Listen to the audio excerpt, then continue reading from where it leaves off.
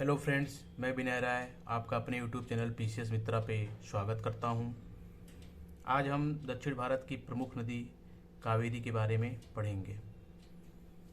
कावेरी नदी की उत्पत्ति कहां से होती है तथा वह किन किन राज्यों में प्रवाहित होते हुए बंगाल की खाड़ी में गिरती है।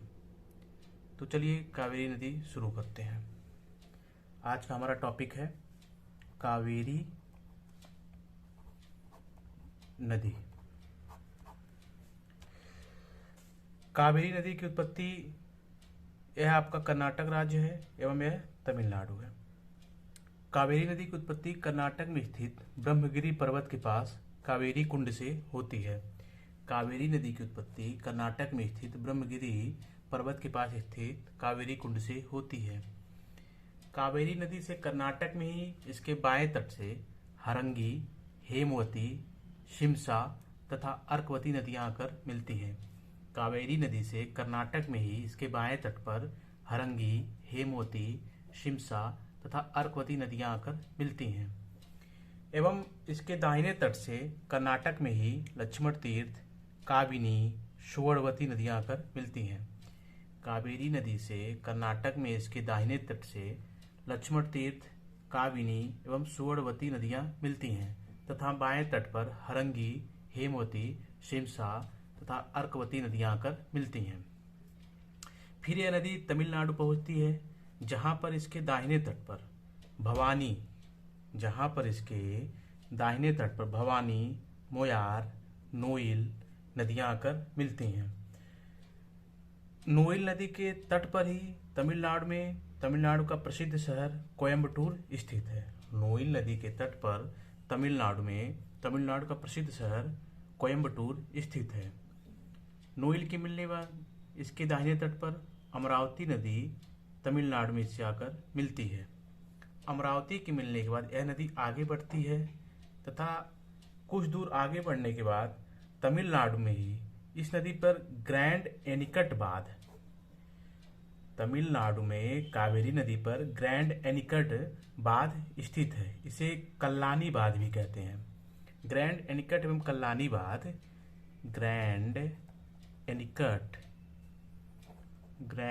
एनिकट या कल्लानी बांध, यह भारत का सबसे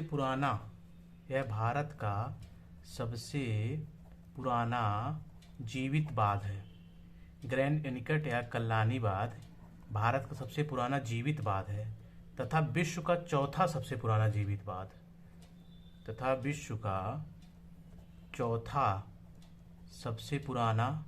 जीवित बांध है। फिर इसके बाद यह नदी बंगाल की खाड़ी में कावेरी पट्टनम, यहीं पर आपका कावेरी पट्टनम स्थित है। कावेरी पट्टनम तमिलनाडु में डेल्टा बनाकर बंगाल की खाड़ी में गिरती है। कावेरी नदी की कुल लंबाई 800 किलोमीटर है। कावेरी नदी की कुल लंबाई 800 किलोमीटर है। यह भारत के दो राज्यों कर्नाटक एवं तमिलनाडु में प्रवाहित होती है। कावेरी नदी की कुल लंबाई 800 किलोमीटर है। यह भारत के दो राज्यों कर्नाटक एवं तमिलनाडु में प्रवाहित होती है। पानी की शुद्धता एवं वर्ष भर प्रवाह के कारण इसे दक्षिण की गंगा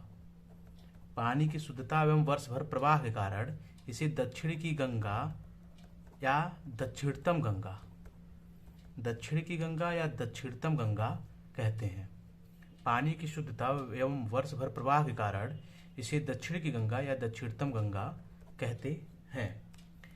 कावेरी नदी पर कर्नाटक में कृष्णराज सागर बांध, कावेरी नदी पर कर्नाटक में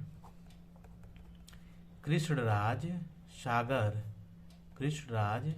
सागर बांध जो मैसूर में स्थित है। मैसूर यानी कर्नाटक।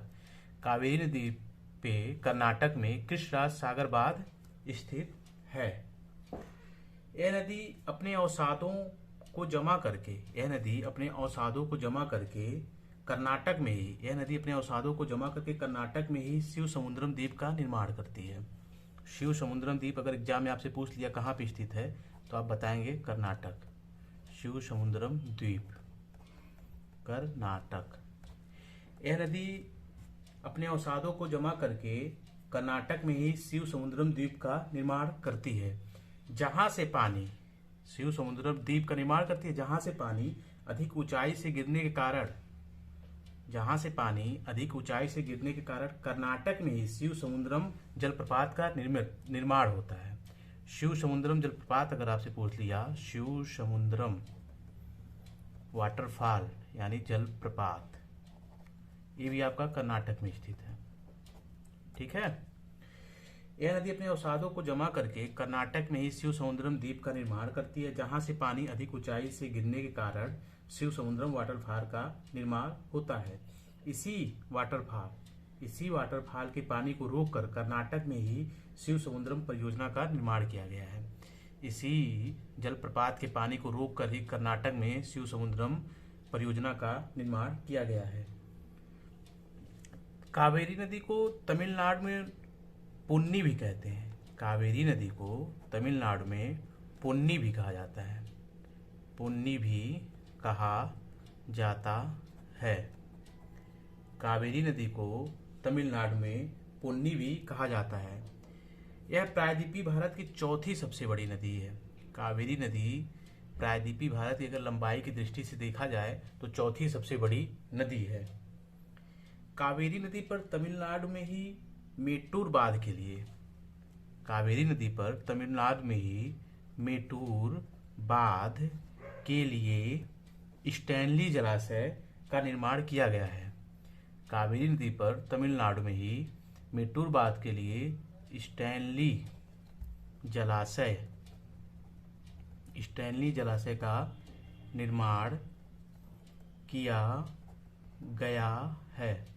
अगर आपसे पूछ लेगा स्टैनली जलाशय कहाँ स्थित है तो आप तमिलनाडु बताएंगे।